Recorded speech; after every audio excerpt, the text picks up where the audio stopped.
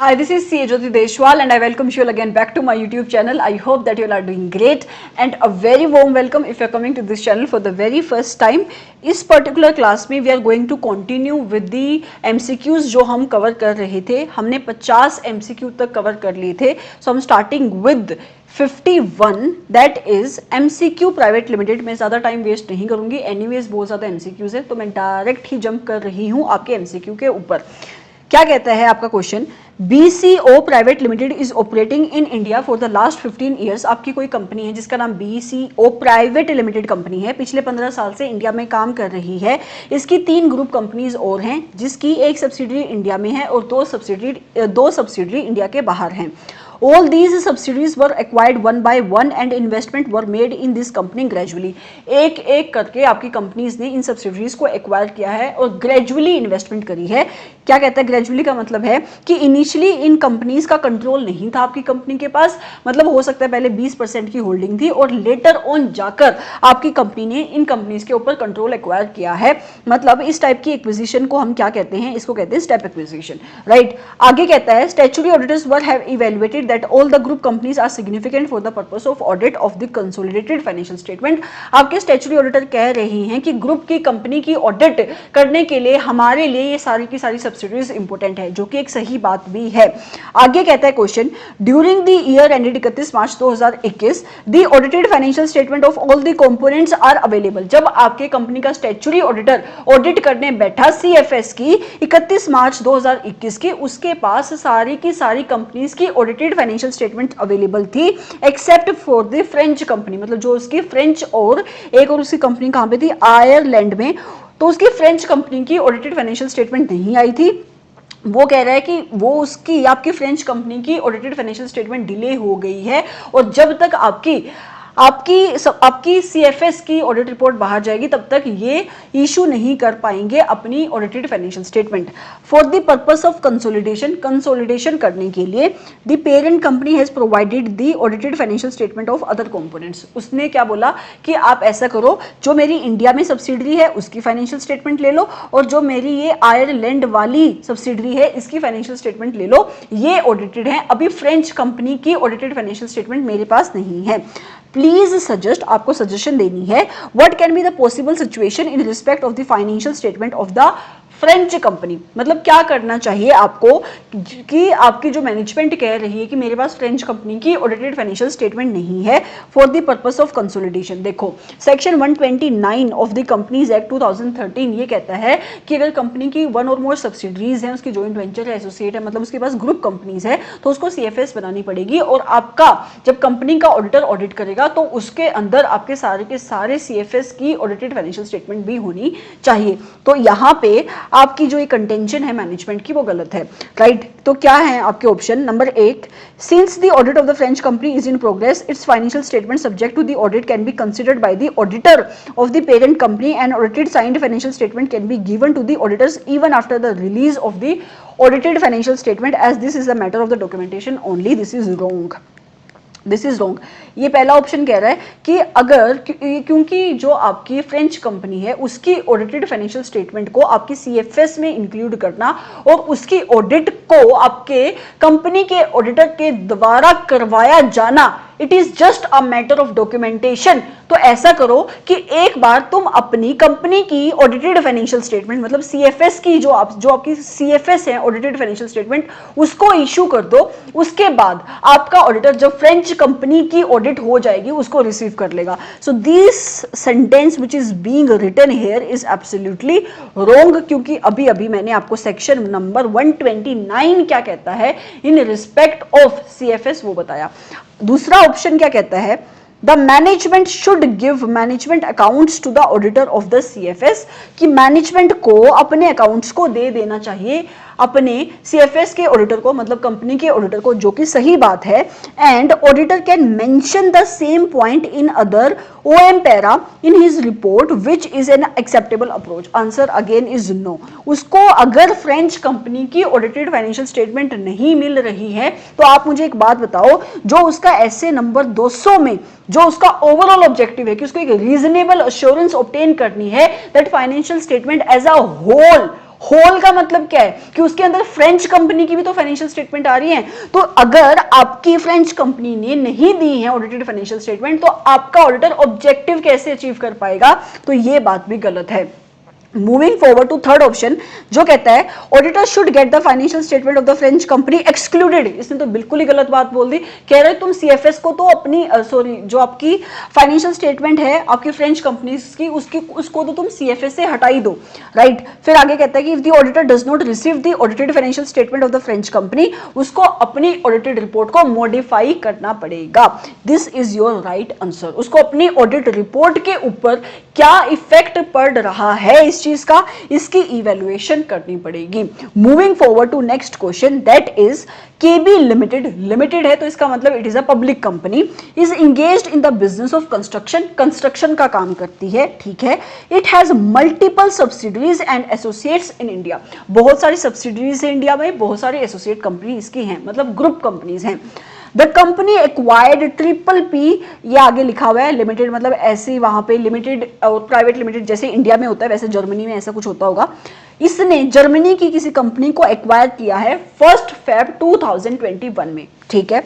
The company also obtained control, उसको control भी मिल गया है ऑन द सेम डेट। किस डेट को? 1 Feb 2021 में इसने कंट्रोल एक्वायर किया है आपकी जर्मनी की कंपनी में। Its investment in triple B GmbH was of a huge amount, ठीक है, बहुत ज्यादा ह्यूज अमाउंट की इन्वेस्टमेंट करी है। The company has been preparing its CFS over the last few years and this has also become a matter of concern for the company for the year ended 31 March 2021। वो कह रहा है कि पिछले कई सालों से मेरी कंपनी सीएफएस बना रही है और अब क्योंकि उसने बाहर की भी एक सब्सिडरी को एक्वायर कर लिया है तो उसका अब इसका कंसोलिडेशन करना उसके लिए एक मैटर बन गया है कंसर्न का। क्यों बन गया, आगे देख लेते हैं। The management is of the view that the consolidation of this Germany company would not be required. वो कहता है कि आपकी इस कंपनी की जो उसने अभी एक्वायर करी है, जिसके अंदर उसने कंट्रोल एक्वायर किया है, उसकी कंसोलिडेशन करने की नीड नहीं होगी for the year ended 31 March 2021। क्यों? Because this is the first year of acquisition. वो कहता है क्योंकि पहला साल है तो हमें एक्विजिशन करने की जरूरत ही नहीं है, सॉरी हमें कंसोलिडेशन करने की जरूरत ही नहीं है। तो आप मुझे बताओ सेक्शन नंबर 129 अगेन, तो ये बात बिल्कुल गलत है, कंसोलिडेशन तो होगी ही होगी। However, the auditors have been agreeing for the same. अच्छा, audit have not been agreeing for the same. तो ऑडिटर अग्री नहीं कर रहे थे, बिल्कुल नहीं करेंगे। इन लोगों ने सेक्शन 129 पढ़ा हुआ है। आगे, the timeline of the submission of the audited financial statement is due in the few months time। कहता है आपकी फाइनेंशियल स्टेटमेंट को सबमिट करने की टाइमलाइन भी आ रही है। In the meantime, the management move on the consolidation of this Germany company, taking audited financial statement of triple B GmbH which are available in the GAAP of its local country and GAAP conversion adjustment from its local GAAP to Indian GAAP have been made by the parent company। मतलब कह रहे हैं इस बीच आपकी management consolidation करने लगी और जो भी उसकी गैप की एडजस्टमेंट हो रही थी उन्होंने उन गैप की एडजस्टमेंट को करना शुरू किया, ठीक है। आगे, gap conversion adjustment are significant at the CFS level, बिल्कुल। आगे, in the meantime the management has also been consulting whether the consolidation would be required or not। अभी तक उनको इस चीज के ऊपर श्योरिटी नहीं कि कंसोलिडेशन होगी या नहीं होगी। Considering that the fact that the comparative figures in the case of triple P GMG would not be available। वो कह रहे हैं कि पहला साल है जब इस एक्विजिशन का, तो कंपैरेटिव फाइनेंशियल स्टेटमेंट्स तो अवेलेबल ही नहीं होंगी, तो कंसोलिडेशन करने की तो नीड ही नहीं होगी। ये एक बहुत ही गलत कंटेंशन है जो आपकी मैनेजमेंट दे रही है। Further the auditors have raised observation, करनी ही थी। अच्छा, उन्होंने ऑब्जर्वेशन किसी और चीज को लेकर दी है, regarding the gap conversion adjustment over which management has a disagreement. कुछ आपके ऑडिटर ने जब गैप की कन्वर्जन हुई, मतलब वहां पे जर्मनी की कोई और करेंसी होगी, यहाँ पे इंडिया की करेंसी में जब उसकी कन्वर्जन हुई होगी अमाउंट्स की, तो उसके ऊपर आपके ऑडिटर ने कुछ ऑब्जर्वेशंस दी हैं जिन ऑब्जर्वेशन को आपकी मैनेजमेंट नहीं मान रही है। As per the management, the auditors are not required to comment upon gap adjustment। वो कहता है, मैनेजमेंट कहती है ऑडिटर कौन होता है कि हमारी गैप एडजस्टमेंट के ऊपर कमेंट करने वाले। अगेन मैनेजमेंट गलत कह रही है, ऑडिटर को अपना ओपिनियन देना है सीएफएस के ऊपर। सीएफएस में जब कन्वर्जन हो रहा है तो उसको कौन देखेगा कि सही रेट पे हो रहा है नहीं हो रहा है। फिर कहता है because audited financial statement of this has to be given to the auditors. वो कह रहा है कि क्योंकि जर्मनी की जो ये आपकी फाइनेंशियल स्टेटमेंट है इस कंपनी की, वो ऑडिटेड होके ही आई है, तो आपको गैप एडजस्टमेंट देखने की नीड नहीं है। आपको इस मैटर को रिजोल्व करने में आपके ऑडिटर की हेल्प करनी है। पहला point, consolidation of the triple P GmbH, मैं इसको जर्मनी की कंपनी बोलूंगी, पता नहीं क्या लिखा हुआ है, जर्मनी की company should be done but gap conversion adjustment are not required to be audited. Answer is no, दोनों ही होना चाहिए, कंसोलिडेशन भी होगी और आपके ऑडिटर आपकी गैप एडजस्टमेंट को भी अपनी ऑडिट में कंसिडर करेगा, उसके ऊपर भी अपनी ऑब्जर्वेशन दे सकता है। अगला पॉइंट क्या कहता है, consolidation of Germany company should not be done. ये भी क्या है कि जर्मनी कंपनी की कंसोलिडेशन नहीं होनी चाहिए। Give me 2 minute. कहां थे कि जर्मनी कंपनी की कंसोलिडेशन नहीं होनी चाहिए। अकॉर्डिंगली तुम गैप की, अगर कंसोलिडेशन नहीं होगी तो गैप की एडजस्टमेंट की बात ही नहीं उठती। मैंने अभी बताया दोनों ही चीज करनी पड़ेंगी, तो ये पॉइंट भी नहीं आएगा। आगे, consolidation of Germany company should be done. Yes, consolidation should be done and gap conversion adjustment are also required to be done. तो इसको बेशक ना पढ़ो, आपका आंसर बनता है सी, राइट, दोनों ही चीज होंगी। Moving forward to next question, that is VDN limited is a medium sized company engaged in the business of retail. VDN limited है, मीडियम साइज्ड कंपनी है, पब्लिक कंपनी है, रिटेल का काम करती है। It has 2 subsidies 1 JV, 2 subsidies है 1 JV है। Both the subsidies are larger in size as compare to the parent company. कहता है पेरेंट कंपनी छोटी कंपनी है और जो सब्सिडीज कंपनी है वो बड़ी कंपनीज है, लार्ज है साइज में। The accounting policies of the parent company subsidies and JV are the same. वो कहता है कि जो आपकी अकाउंटिंग पॉलिसीज है पेरेंट कंपनी की, उसकी सब्सिडीज की और JV की सारी जब भी अपनी फाइनेंशियल स्टेटमेंट्स बनाती है, उन फाइनेंशियल स्टेटमेंट्स को बनाते टाइम जो भी अकाउंटिंग पॉलिसीज यूज करती है वो अकाउंटिंग पॉलिसीज सेम है।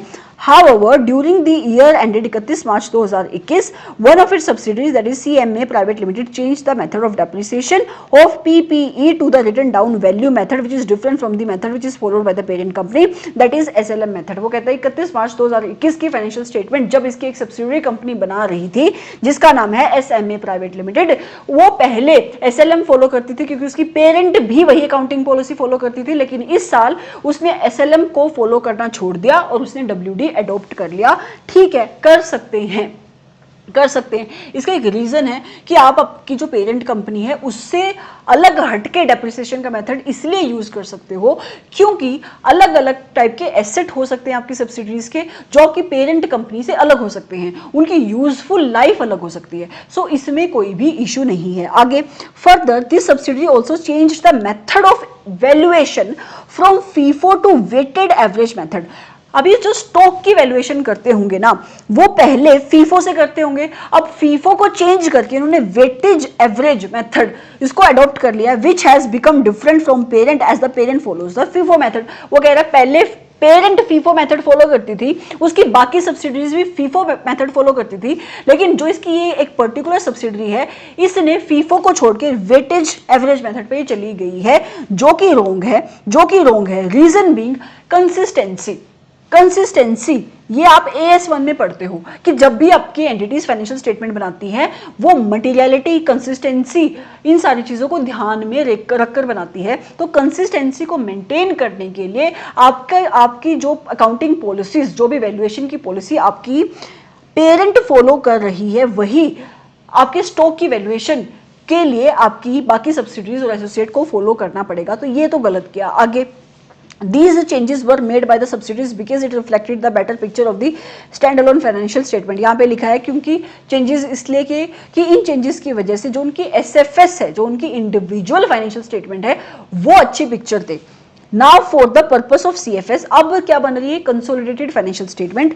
The auditor have asked the management of parent company to ensure that accounting policies of the group companies should align with that of parent in line with the requirement of accounting standard. जो मैंने अभी आपको बताया कि depreciation का method अलग हो सकता है लेकिन वैल्यूएशन ऑफ इन्वेंट्री का मेथड सेम होना चाहिए, बट मैनेजमेंट तो ये बात मान नहीं रही है और अब आपको सजेस्ट करना है।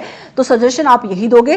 क्या आपकी मैनेजमेंट का व्यू करेक्ट है? Answer is no. दूसरा, CFS method, in the CFS method of depreciation may continue to be different as I told you, लेकिन जो आपकी वैल्यूएशन का मेथड है वो आपके पेरेंट के मेथड के जैसा होना चाहिए, in aligned with your parent method of valuation of inventory होना चाहिए, तो आपका आंसर बनेगा बी, राइट। तो आप सी और डी को चाहे ना भी देखो। Moving forward to question number 54 जो है, AJ private limited is engaged in the business of retail having annual turnover of 1800 crore. Private limited company है, एनुअल टर्नओवर है इसकी 1800 करोड़, रिटेल का काम करती है। आगे, the company has a plan to get listed on the Bombay stock exchange next year. Company आगे list होने का सोच रही है बीएससी पे। The company has 3 associates, 4 subsidies, 1 JV. Company के 3 एसोसिएट्स हैं, 4 सब्सिडीज हैं, 1 जेवी है। The company prepares it's CFS on the quarterly basis for the purpose of internal purposes. Company अपनी क्वार्टरली फाइनेंशियल स्टेटमेंट्स भी बनाती है, लेकिन सिर्फ अपनी इंटरनल पर्पसेस के लिए बनाती है। Quarterly financials are reviewed by the statutory auditor of the company. जो आपके एंटिटी के क्वार्टरली फाइनेंशियल स्टेटमेंट है, कंपनी के ऑडिटर इनका रिव्यू करते हैं, ठीक है।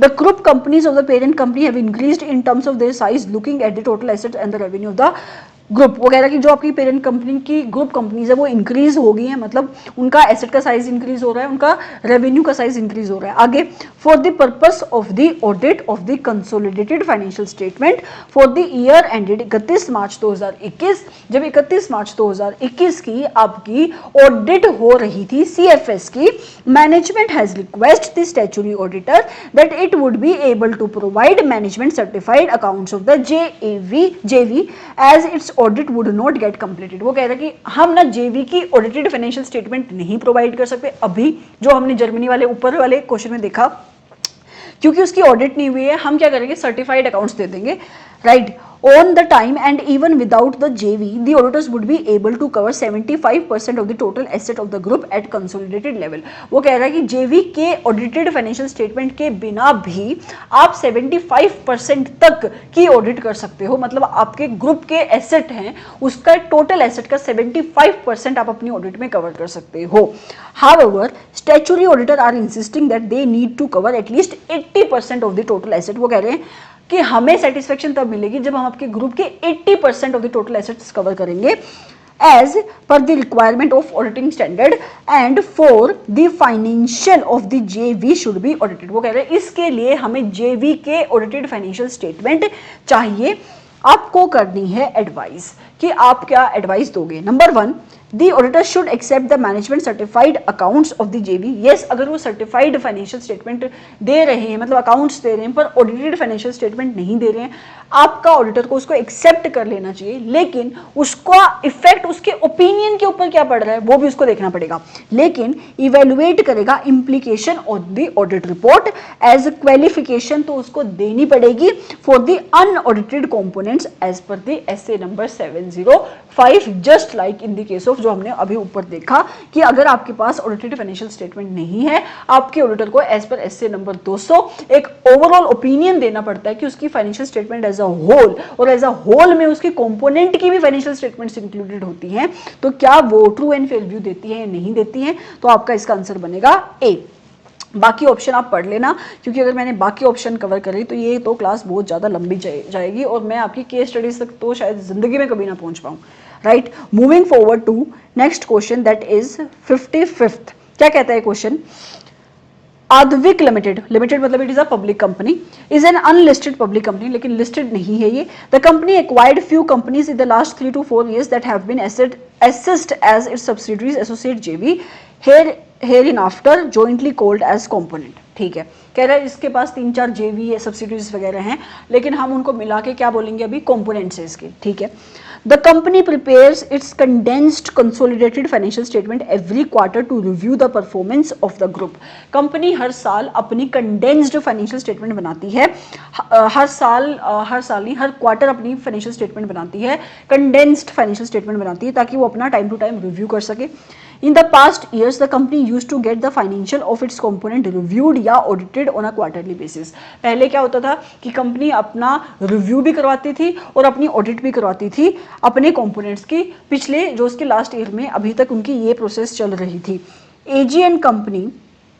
AG and Company LLP is the statutory auditor of the parent company and KSH and Associate is the statutory auditor of all the component। अब यहाँ पे शायद आपका ऐसे नंबर 600 से क्वेश्चन पूछा जाए। क्या कह रही है, AG and Company is the statutory auditor of the parent company, मतलब कंपनी का ऑडिटर कौन है, कंपनी का ऑडिटर कौन है, वो है AJ and company, right, and KSH and associate, ये आपके बाकी के जो कंपोनेंट है उनके ऑडिटर हैं, मतलब ये आपके कंपोनेंट के ऑडिटर हैं, राइट।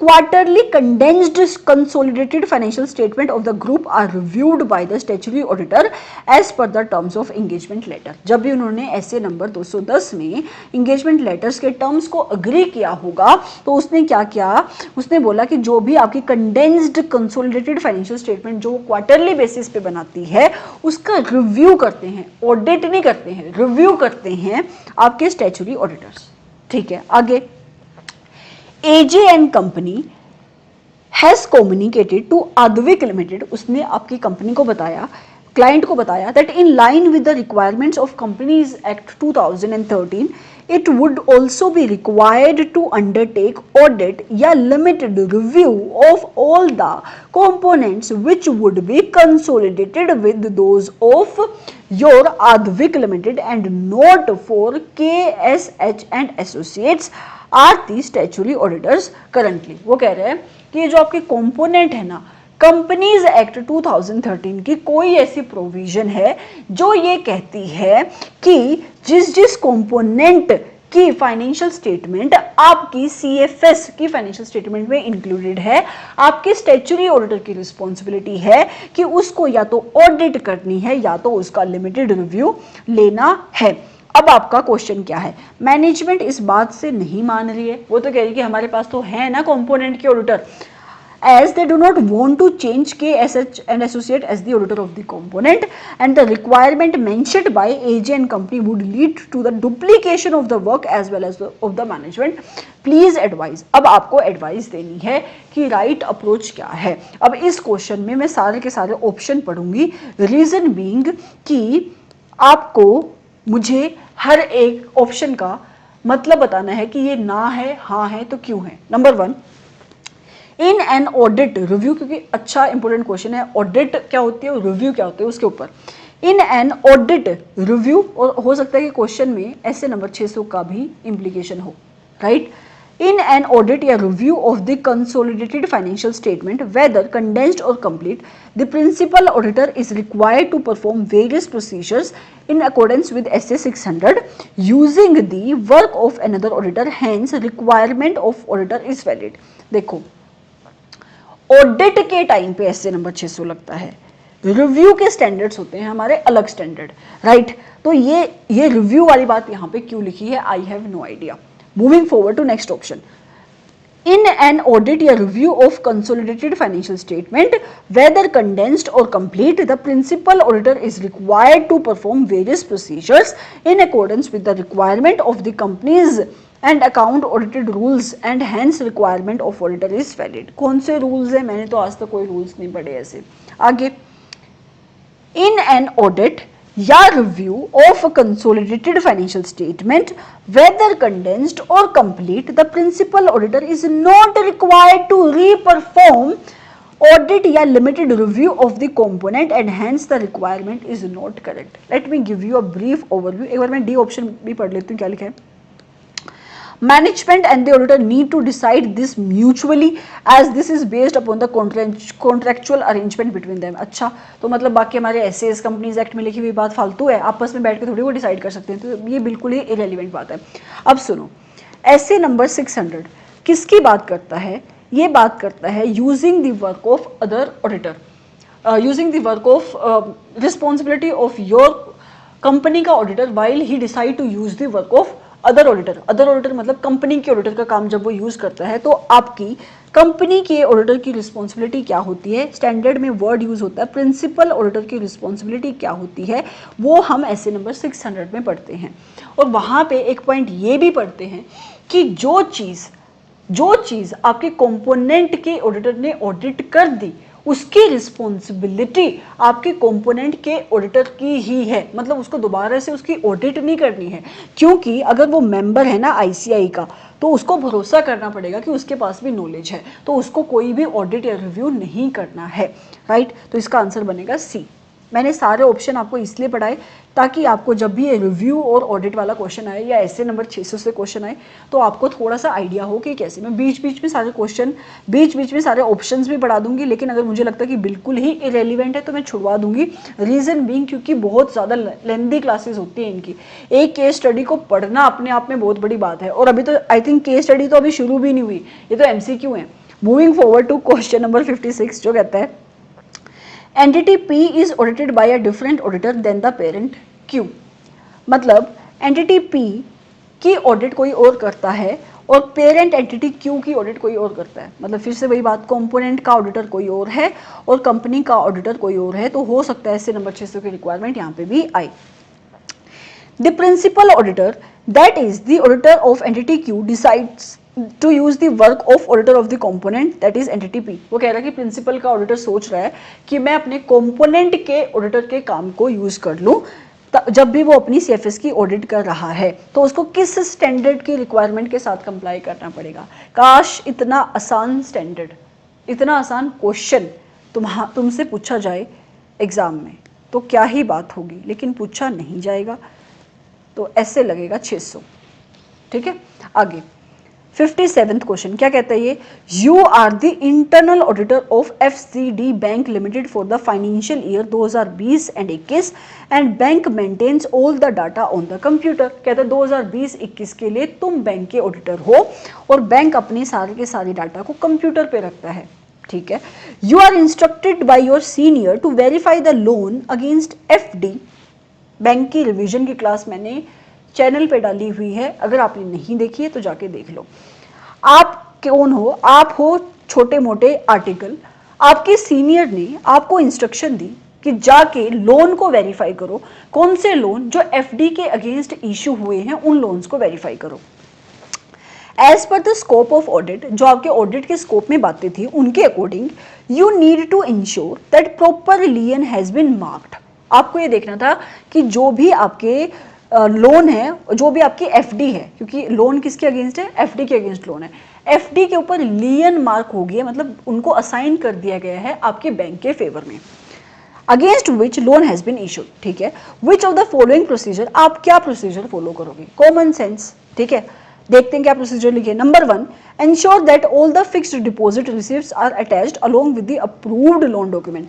मुझे कंफर्ट किस चीज के ऊपर लेना है कि लियन मार्क हो गई हैं, तो क्या इस प्रोसीजर से आपको लियन मार्क हो गई हैं, मतलब आपका जो FD है वो बैंक के फेवर में असाइन हो गई है, वो कंफर्ट मिल रहा है। Answer is no, answer is no.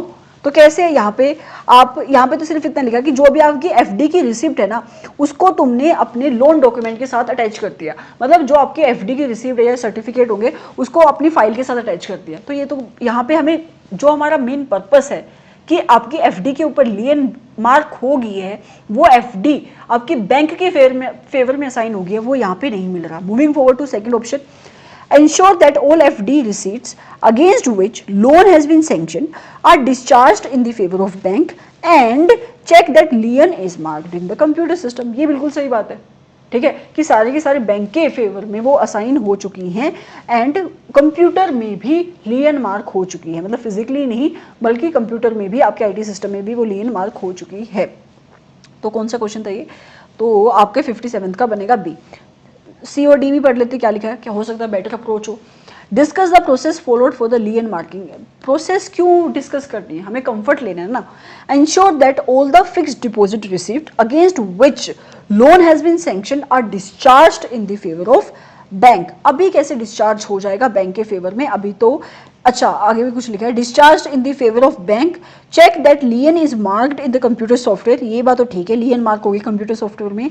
And fixed deposit should be kept separately with the branch manager. नहीं, आपको सेपरेटली रखने की कोई नीड नहीं है, लियन मार्क होगी है, ये हमारे लिए मेन इंपॉर्टेंट पर्पस है। और उसके साथ साथ हमें ये देखना पड़ेगा कि जो भी FD रिसिप्ट है जिसके अगेंस्ट वो लोन सैंक्शन हुआ है वो डिस्चार्ज हो जाए आपके बैंक के फेवर में।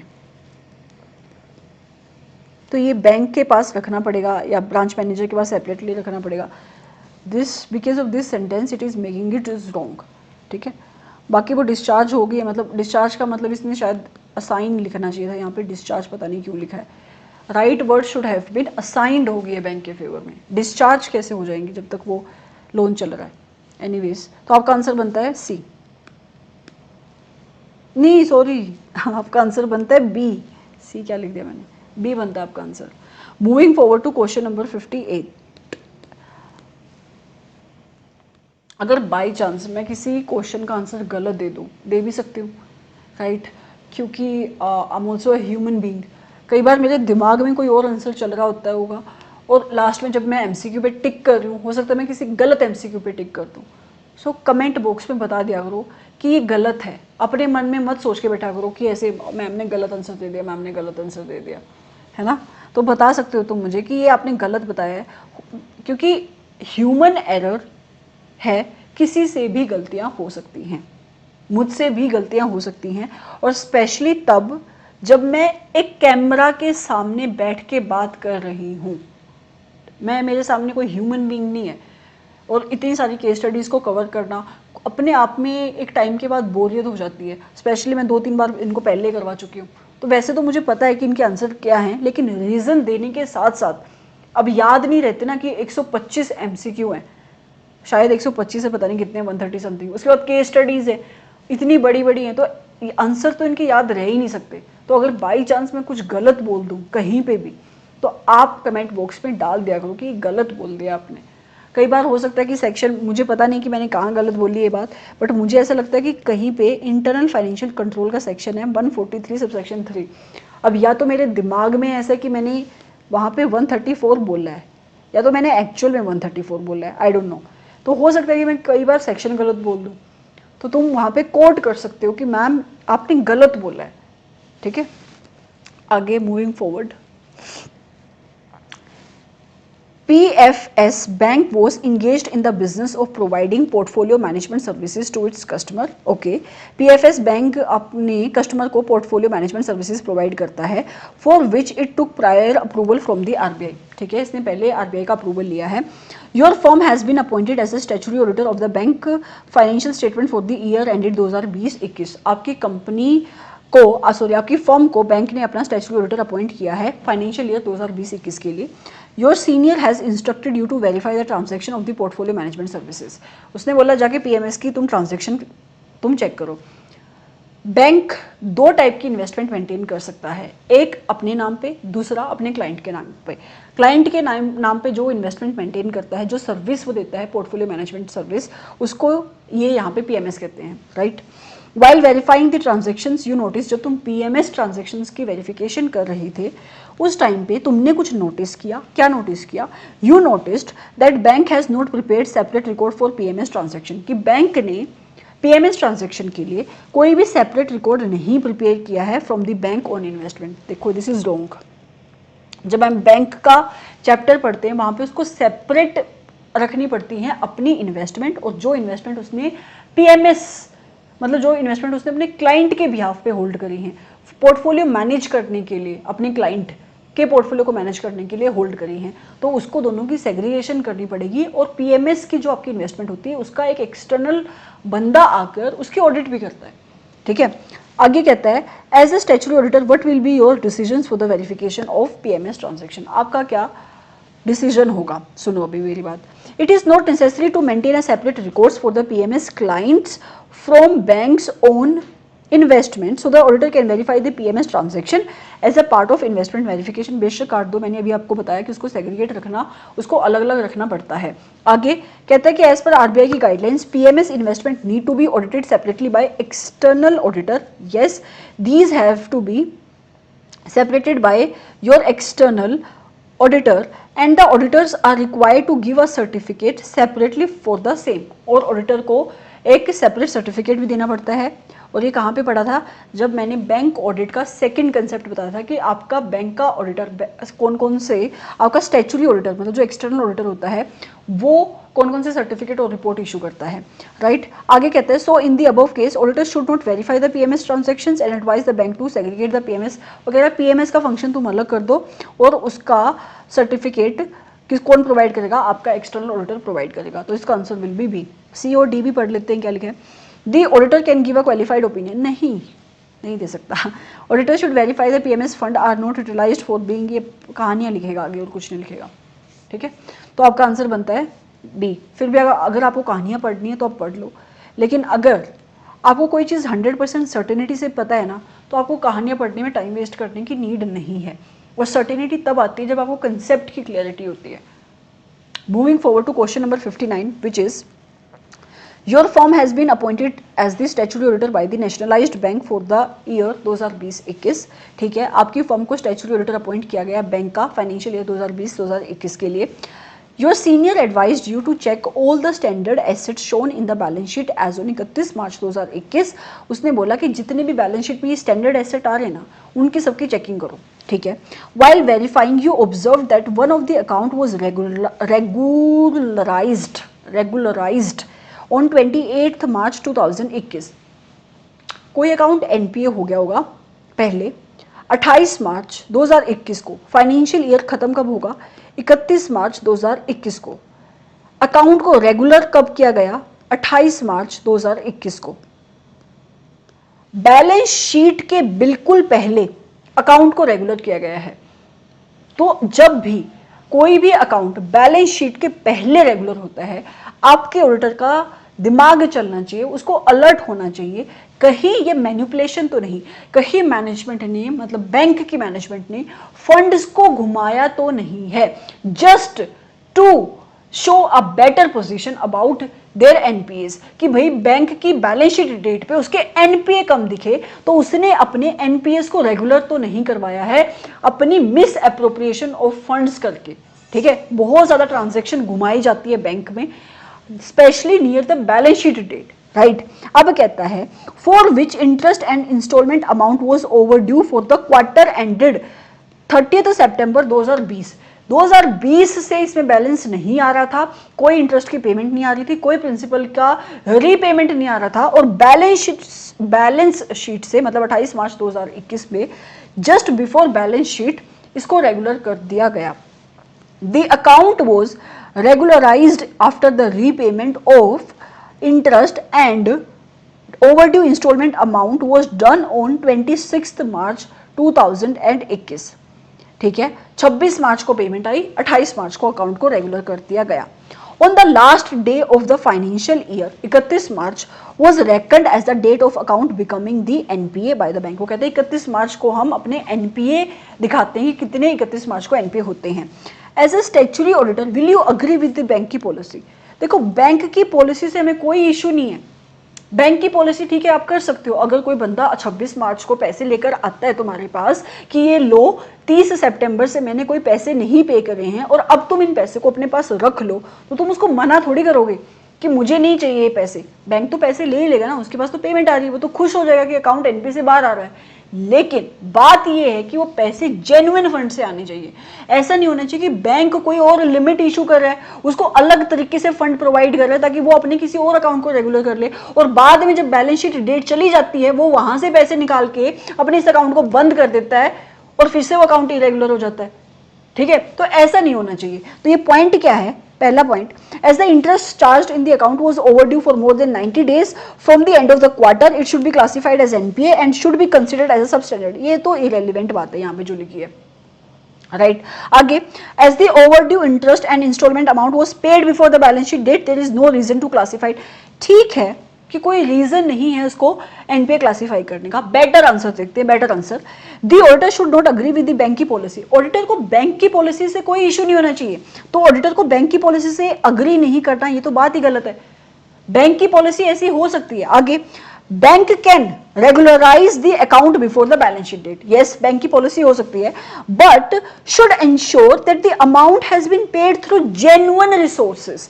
पैसा सही ढंग से आएगा and not by the sanction of additional facility. जो मैंने आपको अभी बताया कि उसको कोई कहीं अलग से बैंक फंड प्रोवाइड कर रहा है, उसको एडिशनल फैसिलिटी दे रहा है जस्ट बिकॉज कि वो बैलेंस शीट से पहले अपने अकाउंट को रेगुलर कर सके। ये क्या है? ये एक गलत अप्रोच है। तो ये आपका आंसर बनता है D, right. Moving forward to next question, that is 60th question. क्या कहता है क्वेश्चन?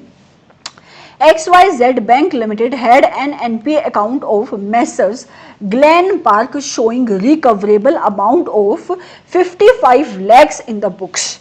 XYZ Bank Limited के पास Messrs Glen Park का एक NPA खड़ा है 55 लाख रुपए का. It sold the NPA for 56 lakh. ठीक है भाई, 1 लाख का प्रॉफिट हो गया. बेच सकता है बैंक अपना NPA किसी और NPA को, किसी और बैंक को.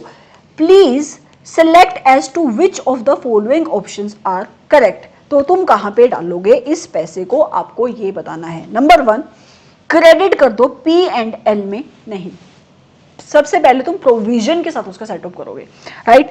कहते हैं लेट द अमाउंट रिमेन. वो कहता है कि 1 लाख तो तुम ग्लेन पार्क के अकाउंट में ही रहने दो. 1 लाख को तुम ग्लेन पार्क के अकाउंट में कैसे रहने दोगे? ग्लेन पार्क का अकाउंट तो तुम्हारी बुक से निकल ही जाएगा. जब तुम उसको बेच दोगे, उसको तुम अपनी बुक से हटा ही दोगे, अब तुम्हारा एसेट थोड़ी रहा वो. तो ये क्या बात लिखी है. आगे कहता है क्रेडिट कर दो 1 लाख को to the provision on the sales of NPAs. जब भी आपको प्रॉफिट होता है, मतलब जब भी, इस चीज को भी मैंने बैंकिंग वाले चैप्टर में कवर किया है, कि जब भी आपकी सेल की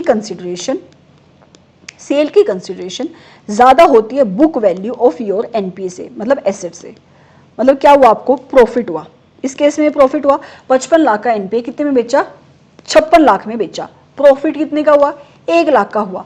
तो तुम ऐसा बोल सकते हो कि हम इसको प्रॉफिट एंड लॉस में ले जाते हैं, लेकिन प्रोविजन ये है, मतलब रेगुलेशन ये है कि सबसे पहले जो तुम्हारा लॉस हुआ है ना, जब बैंक ने बाकी एनपीएस बेचे होंगे, उनको बेचने से अगर कोई लॉस हुआ है, पहले उसको सेट ऑफ करो, जो बचा उसको P&L में लेके जाओ. ठीक है, तो आपका आंसर यहाँ पे सी बनेगा. ये तो पता नहीं क्या लिखा हुआ है, कुछ बातें तो इरेलीवेंट ही लिखी होती हैं. Okay, moving forward to next question, that is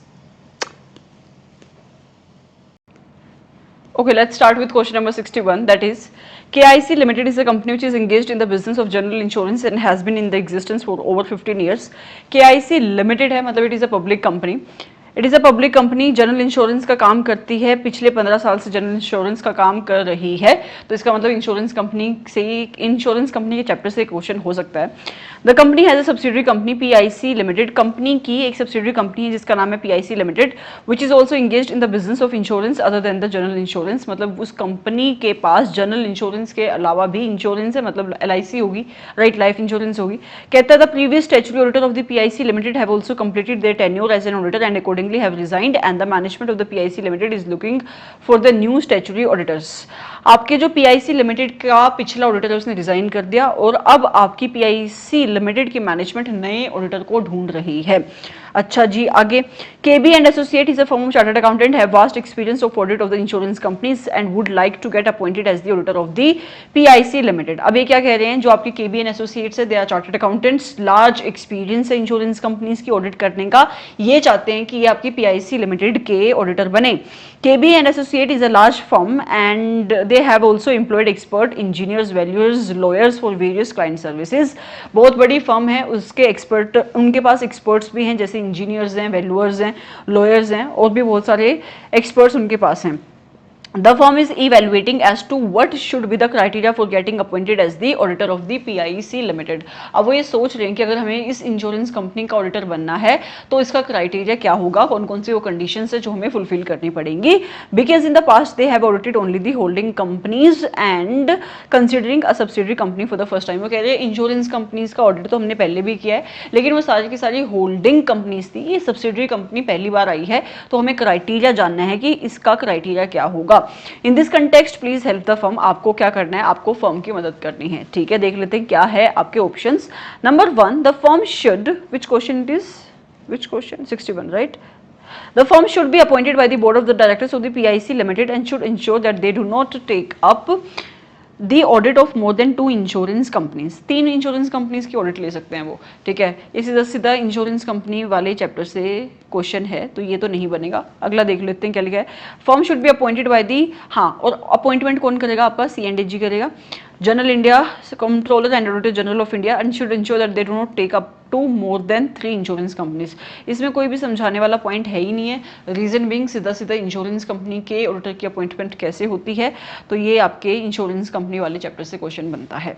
right, moving forward to question number 62, that is NIC limited. Limited है तो मतलब it is a public company, large company है, engage in the business of insurance, insurance का काम करती है पिछले 9 साल से। ठीक है, the company has expanded it's business considerably over the years and have set up the various divisions across India. Company ने बहुत ज्यादा एक्सपेंशन किया है और एंड अक्रॉस इंडिया कंपनी ने अपने बिजनेस को एक्सपेंड किया है। The accounting and the operational systems of the companies are centralised. Company के जो अकाउंटिंग सिस्टम है और जो ऑपरेशनल सिस्टम है वो सेंट्रलाइज्ड है, मतलब एचओ के लेवल पे होता है। Where in the accounts of all the divisions, trial balance and their balance sheets are prepared by the head office. जो बात मैंने आपको अभी अभी बोली कि ये सारे फंक्शंस कहाँ पे होते हैं, एचओ पे होते हैं। AJ and company, a firm of chartered accountants are the statutory auditor of this company. आपकी एक फर्म है जिसका नाम है एजे एंड कंपनी, वो कौन है, वो आपकी इस कंपनी के स्टैट्यूटरी ऑडिटर्स हैं and audit of all the divisions and the head office, मतलब कंपनी के ऑडिटर ही आपके कंपोनेंट के भी ऑडिटर हैं। The auditors have completed the audit for the financial statements of the company for the year ended 31 March 2021। आपके auditor ने आपकी company की ऑडिट को खत्म किया, कौन से साल की, 31 मार्च 2021 की। And the companies financial statements, उसके बाद उसका अप्रूवल भी हो गया। ठीक है, Before the annual general meeting of the company received a notice from the IRDA। IRDA क्या है, आपकी रेगुलेटरी अथॉरिटी है जो इंश्योरेंस कंपनीज को रेगुलेट करती है। वो कह रहा है कि जनरल मीटिंग होनी थी अभी कंपनी की, और जनरल मीटिंग से पहले क्या हुआ, कंपनी को एक नोटिस आया है IRDA से, which has asked the company to respond within 7 days as to why this company breached the requirement of IRDA guidelines by having a single auditor for all the divisions of and the head office। एडा ने इससे एक सवाल पूछा है। सवाल क्या पूछा है, एडा ने इससे एक सवाल पूछा है कि आप लोगों ने मेरी गाइडलाइन का नॉन कंप्लायंस कैसे किया है। पहले फटाफट जाके इंश्योरेंस कंपनी का चैप्टर खोलो, जाके देखो कि क्या ये बात सही है। एडा ने इनसे एक सवाल पूछा है नोटिस देके कि इंश्योरेंस कंपनी, तुमने अपनी सारे की सारी ब्रांचेस के लिए और अपनी हेड ऑफिस के लिए एक ही ऑडिटर को क्यों अपॉइंट किया है। देखो कि क्या एडा का नोटिस सही है, क्या इन्होंने कंप्लायंस किया है या नॉन कंप्लायंस किया है। आगे चलते हैं। The management of the company has been doing this over the years and were never aware of this requirement। अब इशू क्या हो गया कि भाई मैनेजमेंट को तो पता ही नहीं था, वो तो कई साल से 2 मिनट बच्चों, 2 मिनट। ओके, कहाँ पे थे हम, यहाँ से दोबारा से पढ़ती हूँ। The management of the company has been doing this over the years and were never aware of this requirement। Management कहती है हम तो पहले भी ऐसे ही करते थे, जो हमारे एचओ का ऑडिटर है वही हमारी ब्रांचेस का ऑडिटर होता था। मतलब मैनेजमेंट तो इतनी पागल है, उसको पहले से ही गलती करती आ रही है और अब वो कह रही है कि हम तो पहले भी ऐसे करते थे। To respond to this the management has consulted many legal experts and also the auditors. अब इसका रिस्पॉन्स देने के लिए अब उनको क्या है, नोटिस आया है। आपकी मैनेजमेंट ने बहुत सारे लीगल एक्सपर्ट्स से एडवाइस ली और उसके साथ साथ ऑडिटर से भी एडवाइस ली। They would also like to understand your views as to how to respond to this situation. आपको अब आपकी मैनेजमेंट आपसे व्यूज मांग रही है कि बताओ कि इस क्रिटिकल सिचुएशन में कैसे रिस्पॉन्स दिया जाए। देखो, अब उन्होंने ब्रीच किया है IRDA की गाइडलाइंस का, तो उनको रिस्पॉन्ड अकॉर्डिंगली देना पड़ेगा। राइट, क्या कह रहा है कि there has been a breach of IRDA guidelines and accordingly management should respond. ठीक है, आगे देख लेते हैं क्या और आपके ऑप्शंस है। The management can request IRDA to consider relaxation. पागल है क्या, ऐसे तो कोई भी गलती करेगा और बोलेगा कि IRDA को एप्लीकेशन देगा कि मुझे रिलैक्सेशन दे दो, तो no. The management should respond to IRDA that this provision is applicable to company only after 15 years of its existence. कुछ भी लिखा है। Right, the management should respond to IRDA that this provision should have been ensured by the auditors only, hence they should have been insured by the auditors only। कह रहा है कि ये तो प्रोविजन हमारी तो रिस्पॉन्सिबिलिटी ही नहीं थी, ऐसे आपकी मैनेजमेंट कह रही है, इस प्रोविजन के साथ कंप्लायंस करने की, ये तो हमारे ऑडिटर की रिस्पॉन्सिबिलिटी थी। तुम ही बताओ क्या कोई इन लास्ट के C और D पॉइंट की कोई भी सेंस बनती है। राइट, तो आपका आंसर क्या है, यहाँ पे A है। कई बार अगर आपको क्वेश्चन नहीं भी आता है तो आप सबसे पहले ना बेस्ट केस सिनेरियो देखा करो, मतलब आप क्वेश्चन को पढ़ा करो और क्वेश्चन के हिसाब से ट्राई टू फाइंड आउट कि बेस्ट रिस्पॉन्स क्या हो सकता है इस सिचुएशन में। Right, moving forward to next question that is 63। क्या कहता है question, BIC limited is an insurance company looking to expand their operations in the northern India. BIC limited it is an insurance company है, north India में अपने business को expand करना चाह रही है। Companies operations have been considerable in the southern India and its head office is also based eight Chennai. कहता है साउथ में तो हमारा बहुत ज्यादा बिजनेस है और कंपनी का हेड ऑफिस भी साउथ में है। कंपनी सोच रही है कि अब साउथ से निकलकर हम नॉर्थ में अपने बिजनेस को लगाएंगे। सही बात है। आगे, the company had strong processes and controls from its starting days and have appointed consultants over the years to ensure their operating effectiveness at various points of time. कह रहा है कि कंपनी का बिगिनिंग से ना, जब से उसने अपना काम शुरू किया, स्टार्टिंग डेज से कंपनी के जो इंटरनल कंट्रोल्स थे ना वो बहुत स्ट्रॉन्ग थे और कंपनी ने कंसल्टेंट अपॉइंट करे हुए हैं ओवर द ईयर्स जो इंश्योर करते हैं operative effectiveness of this controls. ठीक है। Shivam Limited exercise significant influence over BIC Limited and the financial statement of the Shivam Limiteds are prepared as per Ind AS and audited by Shubham and Associates. एक second. Okay, Shivam limited आपका significant influence exercise करती है किसके ऊपर? आपकी company के ऊपर। और शिवम लिमिटेड की फाइनेंशियल स्टेटमेंट बनती है इंडिया के हिसाब से और उसकी ऑडिट कौन करता है? Shubham and associates. आगे देखते हैं इस बात की रेलिवेंस क्या है। Aadhvik and associates are the statutory auditors of BIC limited. मतलब इंश्योरेंस कंपनी के ऑडिटर कौन है? Aadhvik and associates. For the financial year ended 31 March 2021 BIC limited are also requested Aadhvik and associates to certify the investment risk management system and processes of BIC limited। मतलब उनके auditor को ये कह रहा है, एक मिनट, किसके ऑडिटर को कह रहा है? दोबारा से पढ़ने दो यार। Aadhvik and associates are the statutory auditor of the BIC limited. आपकी इंश्योरेंस कंपनी के ऑडिटर हैं Aadhvik and associates.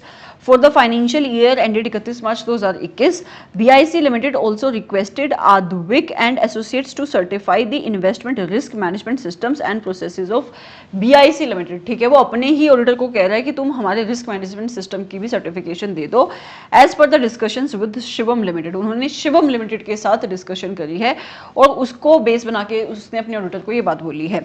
Advik and Associates completed this task and also submitted the required certificate with the management, which the management has submitted to the required authorities. Advik and Associates ने अपनी management की बात मान ली और इस certificate को दे दिया। आपकी कंपनी की मैनेजमेंट ने जिस भी रेगुलेटरी अथॉरिटी को इस सर्टिफिकेट को सबमिट करना था उसको सबमिट कर दिया। अभी तक इशू क्या है समझ में नहीं आ रहा, आगे देखते हैं।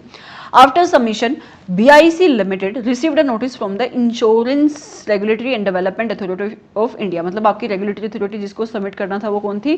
IRDA को इसको सबमिट करना था। जैसे ही आपकी कंपनी ने इस सर्टिफिकेट को IRDA को सबमिट किया, उससे क्या आया? उसको नोटिस आया कि भाई तुमने तो अपनी एक प्रोविजन का कंप्लायंस नहीं किया है in relation to the submission of the certificate. आप मुझे बताओ कि आपके मैनेजमेंट ने किस प्रोविजन का कंप्लायंस नहीं किया है? तो सीधी सी बात है, उसने अपने ही स्टैट्यूटरी ऑडिटर से रिस्क मैनेजमेंट सिस्टम की ऑपरेटिंग इफेक्टिवनेस के रिलेशन में सर्टिफिकेट क्यों लिया? उसको किसी और ऑडिटर से लेना चाहिए था। So this is the non compliance. देख लेते हैं ऑप्शन क्या है।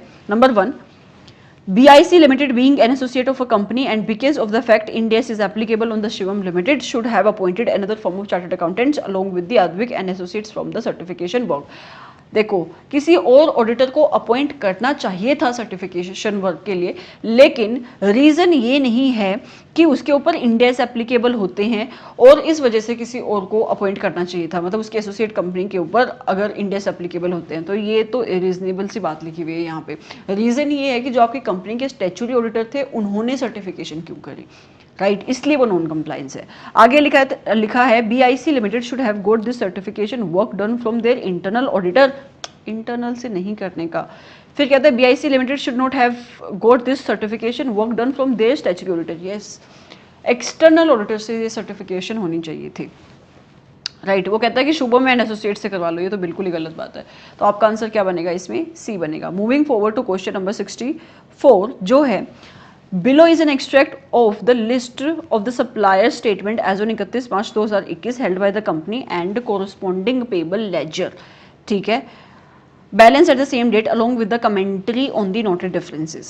ठीक है जी, मतलब ये आपके पेबल लेजर का बैलेंस है और ये आपका स्टेटमेंट का बैलेंस है, ओके। और ये आपके वो सप्लायर हैं जिनका ये बैलेंस है।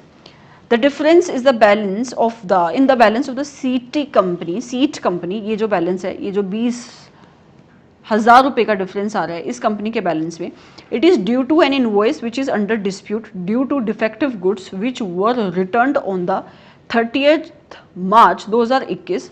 ठीक है, वो कह रहा है ये जो ₹20,000 का बैलेंस का डिफरेंस आ रहा है ना, वो डिफरेंस इसलिए है क्योंकि ये 20,000 के ऊपर ये जो गुड्स हैं ये डिफेक्टिव गुड्स थे, और ये डिफेक्टिव गुड्स थे तो इस अमाउंट की पेमेंट के ऊपर अभी डिस्प्यूट चल रहा है। क्या चल रहा है? डिस्प्यूट चल रहा है। ठीक है, ये डिसाइड नहीं हो पा रहा है, इसीलिए ये बैलेंस आ रहा है। ठीक है, आपका सप्लायर कह रहा है कि ₹80,000 देने हैं और आप कह रहे हो कि बस हम तो ₹60,000 देंगे क्योंकि ये गुड्स डिफेक्टिव है, हम 20,000 को अपनी गुड्स मान ही नहीं रहे हैं, हम इनको वापस करेंगे, इसके ऊपर डिस्प्यूट चल रहा है, राइट, इसलिए ₹20,000 का डिफरेंस आ रहा है। Which of the following audit procedures should be carried out to confirm the balance owing to said company. अब आपको बताना है कि इस चीज़ के ऊपर कंफर्मेशन लेनी है कि एक्चुअल में कितना बैलेंस सीड कंपनी को आपको देना है, इसके रिलेशन में आप कौन सा ऑडिट प्रोसीजर्स परफॉर्म करोगे। नंबर 1, रिव्यू करोगे पोस्ट ईयर एंड, अब क्या करोगे? रिव्यू करोगे post year and credit notes for the evidence of acceptance of the returns. Yes, कर लेंगे रिव्यू। ठीक है, कर लेंगे रिव्यू। क्या कह रहा है? ये कह रहा है रिव्यू करोगे post year and credit notes. साल खत्म हो गया, उसके बाद जो क्रेडिट नोट इशू हुए उसको तुम रिव्यू कर लेना। You will get an idea कि एक्चुअल में अगर आपने कोई भी क्रेडिट नोट इशू किया है, राइट, अगर सप्लायर ने कोई भी क्रेडिट नोट इशू किया है, then you will get an idea, right. Moving forward, second कहता है inspect pre year end goods. साल के खत्म होने से पहले अगर आपने गुड वापस करे हैं अपने सप्लायर को, अगर आपने गुड वापस करे हैं तो आपने क्या बनाया होगा? गुड रिटर्न नोट, जिसको कहते हैं GRN, राइट। तो आप उसको भी चेक कर सकते हो इन respect of the goods return. तो अगर आइटम वापस गए हैं तो ₹20,000 के आइटम का एक GRN भी बना होगा। तो ये दो चीज़ तुम कर सकते हो डेफिनेटली। फिर कहता है इंस्पेक्ट कर लो post year end cash book, कि साल खत्म हो गया उसके बाद अपनी कैश बुक चेक कर लो। कैश बुक चेक करोगे वहाँ से तो तुम्हें पेमेंट का एविडेंस मिलेगा। हमें पेमेंट का एविडेंस नहीं चाहिए, हमें एक डिस्प्यूटेड गुड के ऊपर कंफर्ट लेना है। हमें ये देखना है कि एक्चुअल में हमारी कंपनी को ₹80,000 की पेमेंट करनी है अपने सप्लायर को कि ₹60,000 की पेमेंट करनी है, राइट। तो ये पहले दो प्रोसीजर हैं जो हम परफॉर्म करेंगे। तो आपका आंसर क्या बनेगा इसमें? दो, अच्छा ये ऑप्शन है बहुत सारे, तो ये रहा आपका आंसर बनेगा सी। तो 64 का आपका आंसर बनेगा C. Moving forward to 65th question, और ये क्वेश्चन क्या है? AJ एंड कंपनी LLP है। It is a firm of chartered accountants. The firm has 10 partner. Firm के कितने पार्टनर है? 10। The firm has a good portfolio of the client for the statutory auditor, but the same client had some other firms as their tax auditor. वो कहता है कि firm के पास ना अच्छा पोर्टफोलियो है, अच्छे खासे उसके पास स्टैट ऑडिट के क्लाइंट है, लेकिन जो उसके स्टैट ऑडिट के क्लाइंट है उनके टैक्स ऑडिटर कोई और हैं। ठीक है, हम क्या करें फिर? In the current year, financial year जो आपका जिस साल की बात करें वो है 2021-22, many existing clients from whom AJ and company LLP happens to be the statutory auditor have requested the firm to carry out their tax audit as well। वो कह रहे हैं जो आपके स्टैट, जिनकी स्टैट ऑडिट आपकी फर्म करती थी, उन्होंने आपकी फर्म को अप्लाई किया है कि आप स्टैट ऑडिट के साथ साथ हमारी टैक्स ऑडिट भी कर दो। अच्छा, the firm is expecting that number of tax audit to increase significantly this year. अब आपकी फर्म को कंसर्न क्या हो रहा है? यार अगर मैंने इनकी स्टैट ऑडिट के साथ साथ टैक्स ऑडिट भी एक्सेप्ट कर ली तो बहुत ज़्यादा सिग्निफिकेंट इंक्रीज आ जाएगा मेरे पास टैक्स ऑडिट का, मतलब मेरा ह्यूज मेरे को टैक्स ऑडिट करनी पड़ेगी। अच्छा, one of the partner of the firm has also raised a point to the firm can accept tax audit up to the maximum limit. ठीक है भाई, सही बोला इसने। एक पार्टनर ने कंसर्न ये भी उठाया कि आप ऐसा नहीं कि जितनी मर्जी आपकी फर्म के पास टैक्स ऑडिट आ रही हैं आप सारी की सारी ही टैक्स ऑडिट एक्सेप्ट कर लो, एक लिमिट तक ही आप टैक्स ऑडिट एक्सेप्ट कर सकते हो। ठीक है, और वो लिमिट क्या है? 20 पर पार्टनर। ठीक है, कहता है how are the other partners are of the strong view that limit on the audit is applicable in case of statutory auditor. Other partner कहते हैं कि देखो स्टैट ऑडिट के ऊपर लिमिट है, टैक्स ऑडिट के ऊपर कोई लिमिट नहीं है। बहुत ही बेवकूफ से पार्टनर है ये, ऐसा तो कुछ नहीं है। 20 टैक्स ऑडिट पर पार्टनर की लिमिट है आपकी टैक्स ऑडिट के केस में। ठीक है, this needs to be decided ASAP so that appointment formalities can be completed. कहता है जितनी जल्दी हो सके उतनी जल्दी डिसाइड करो ताकि फटाफट हमारे अपॉइंटमेंट हो सके। You are requested to advise the firm in this matter. I am getting very bored. So you are requested to advise the firm in this matter. तुम्हें एडवाइस करना है फर्म को कि क्या इसका सही रिस्पॉन्स होना चाहिए था। कहता है कि कोई लिमिट नहीं है टैक्स ऑडिट पे, गलत बात है, 20 की लिमिट है। All the partners of the firm can collectively sign 450। नहीं जी, all the partner can collectively collectively can sign. कितने पार्टनर हैं इसमें? 10। सॉरी मैंने क्या बोला, 20 बोली मैंने लिमिट। सॉरी गाइस, 60 है limit, is 60। I am so sorry as I told. So sorry यार। 60 पर पार्टनर लिमिट है, ठीक है। और पार्टनर कितने हैं? 10। तो मैक्सिमम कितनी एक्सेप्ट कर सकते हैं वो? 600 एक्सेप्ट कर सकते हैं। देखा, मैंने बोला था ना कि अगर मुझसे गलती हो जाए तो बता देना, पर ये गलती मैंने खुद पकड़ी अपने आप। Moving forward to next question, that is 66। क्या कहता है क्वेश्चन? ओके, क्या कहता है ये question? RC limit. Okay, now question number 66। क्या ये क्वेश्चन? RCE लिमिटेड, NBFC के चैप्टर से क्वेश्चन लग रहा है मुझे। Okay, RCE Limited was set up under the Companies Act 2013 and got itself registered as the non-banking financial companies with the Reserve Bank of India, fulfilling the required criteria. Company as a company incorporate हुई है, उसके बाद उसने अपने आप को as a NBFC register कर लिया with the reserve bank of India. कौन से सेक्शन के हिसाब से इसको करना चाहिए था? Section number 45 IA of the reserve bank act, RBI act 1934 के हिसाब से, ठीक है। During the financial year ended 31 March 2021 the companies operations have started, ठीक है। 31 मार्च 2021 में कंपनी के ऑपरेशन शुरू हुए। कंपनी के टोटल एसेट कितने थे? 298 crore rupees, out of which receivables, loan receivable, cash and bank balances comprised of rupees 199 crore. मतलब कंपनी के टोटल एसेट है 298 करोड़, जिसमें से कंपनी के फाइनेंशियल एसेट है 199 करोड़, ठीक है। During the financial year ended 31 March 2021 the company के operation generated total income of 99.50 crore. तो कंपनी की टोटल इनकम कितनी है? 99.50 करोड़। आगे, the management also did an assessment and observed that, management ने असेसमेंट करी और मैनेजमेंट ने कुछ ऑब्जर्व किया। क्या ऑब्जर्व किया? That income from its financial asset was not much during the year and amounted to only rupees 60 crore. कहता है कि जो हमारी इनकम आती है ना इन फाइनेंशियल एसेट से, वो सिर्फ 60 करोड़ रुपए की है, ज्यादा इनकम नहीं है। टोटल एसेट कितने हैं? 199 करोड़, और उसकी इनकम कितनी है? उन एसेट से इनकम कितनी है? 60 करोड़ की। The management is looking at various alternative to improve its operation. Management बहुत सारे ऑल्टरनेटिव्स ढूंढ रही है अपने ऑपरेशंस को बेटर करने के लिए। फिर कहता है okay, if required to generate better income, okay, further the company required the during the year also, okay, wait, this is very important, you have to read it again. Further, the company during the year also accepted and gave the demand deposit. Company ने demand deposit को accept भी किया है और दिया भी है, which have been very efficient for the company. Company ने यहाँ पे कुछ तो गलत किया है, कंपनी ने यहाँ पे कुछ तो गलत किया है। फिर कहता है management has a plan to significantly increase this deposit in the next 2 years। Company demand deposit दे भी रही है और ले भी रही है। पहले बताओ वो दे सकती है कि नहीं दे सकती है? और वो डिमांड डिपॉजिट, अरे यार give me 2 minutes, I have to apply this. Company demand deposit दे भी रही है, ले भी रही है, ठीक है। क्या कंपनी डिमांड डिपॉजिट दे सकती है कि नहीं दे सकती है? ले सकती है कि नहीं ले सकती है? तो कंपनी कैन गिव, कंपनी दे सकती है पर ले नहीं सकते डिमांड डिपॉजिट, ठीक है। आगे कहता है in the context of the above please answer which of the following would be correct. क्या है कि वो दे सकती है पर ले नहीं सकती। आगे, the company does not meet the criteria. अच्छा, सबसे पहले मुझे क्राइटेरिया बता दूं आपको। क्राइटेरिया क्या है? क्राइटेरिया क्या है कि एक कंपनी को फाइनेंशियल कंपनी होने के लिए 2 कंडीशन सेटिस्फाई करनी पड़ती हैं।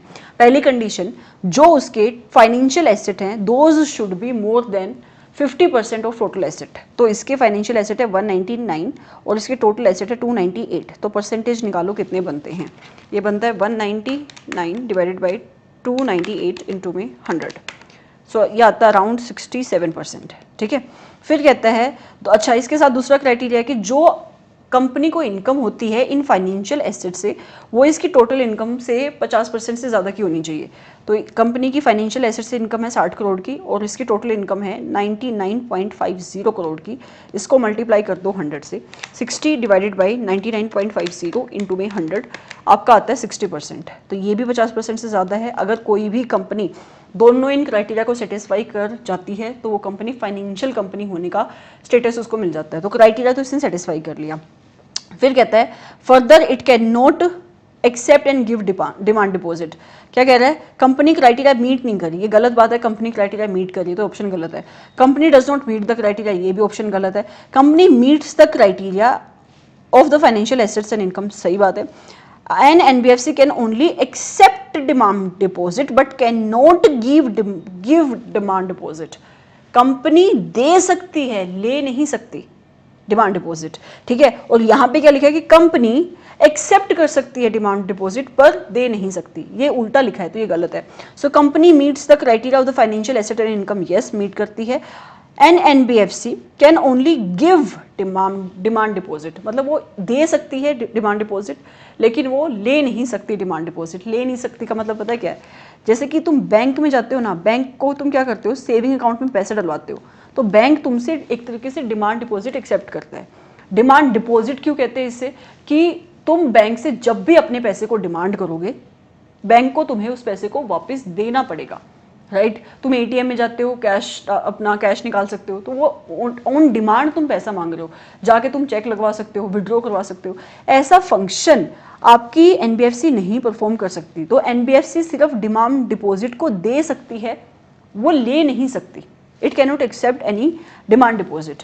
तो hence in this company the statutory auditor should report regarding this matter. तो आपके स्टैट्यूटरी ऑडिटर को इस मैटर को लेकर रिपोर्ट करना पड़ेगा। तो आपका 66 का आंसर बनता है D, right. Moving forward to 67th, क्या है ये आपका question? Setir limited is a company. I don't understand one thing कि ये इनके सीधे नाम क्यों नहीं लिख सकते? मतलब ए लिमिटेड लिख दो, बी लिमिटेड लिख दो, ऐसे नाम लिख दो जो पढ़े जा सके। What is this?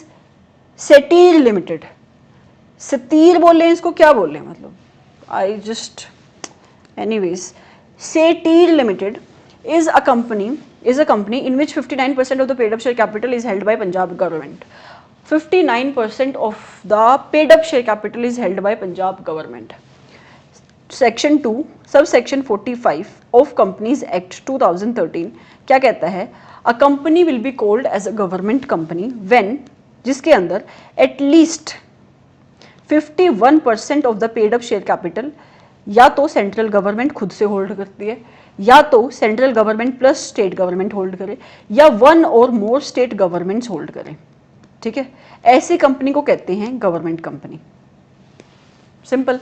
अब ये क्या कह रहा है कि एक ऐसी कंपनी जिसमें 59% पंजाब गवर्नमेंट होल्ड करती है, तो इसका मतलब ये गवर्नमेंट कंपनी तो डेफिनेटली है। आगे, the company is engaged in the business of providing the consultancy service. Consultancy service provide करती है किस रिलेशन में? कंस्ट्रक्शन प्रोजेक्ट्स को लेकर। The Punjab government is also planning to induct fund in the company in the future. Punjab government सोच रही है कि फ्यूचर में मैं भी फंड इसमें इंडक्ट कर दूंगी, मतलब फंड्स इसमें लगा दूंगी।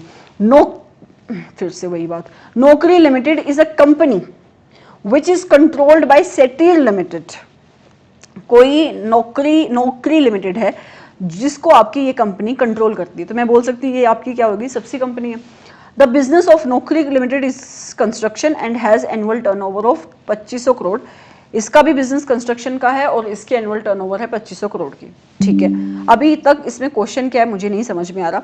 The audit of the financial statement of the Naukri limited for the financial year ended 31 March 2021 got completed, but Naukri limited observe that during the course of audit there was lot of intervention by the C&AG of India. क्यों नहीं करेगा C&AG intervention?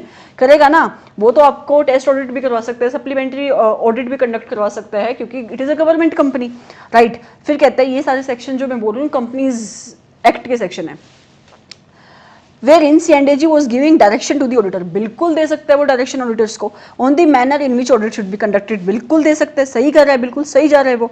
Further, it is also received comment, इसके साथ साथ उसको comment भी मिले C&AG को on the audit report of the auditors। बिल्कुल C&AG अपना काम बिल्कुल परफेक्ट कर रहा है यहाँ पे।